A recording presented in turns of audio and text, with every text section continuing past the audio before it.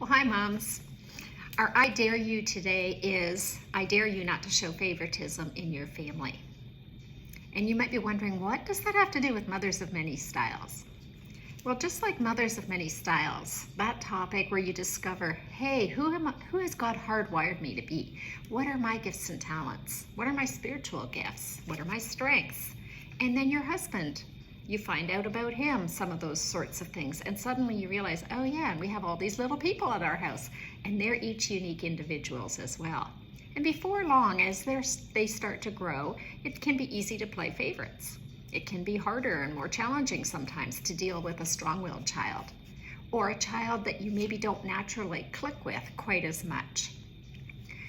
When you find yourself down the favoritism path a little ways, you can always back up and ask God for his help, and I would encourage that.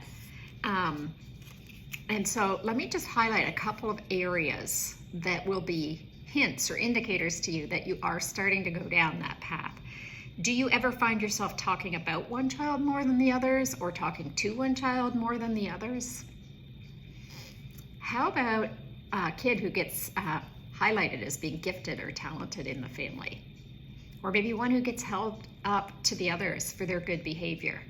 Why can't you be like your brother? Sometimes an oldest child or the baby in the family gets favored as well, because they're smart, because they're cute, any number of reasons. So in the Old Testament, when you read about Joseph and the coat of many colors, it didn't go well for him that he was the favorite son. When you read about Isaac and Rebekah and how they each had a favorite son, Esau and Jacob, there was a lot of strife and trouble that came because of that. And then over in the book of James in chapter 1, God says, my brothers and sisters, don't show favoritism. And we know not to play favorites at church, but we can easily fall into that at home.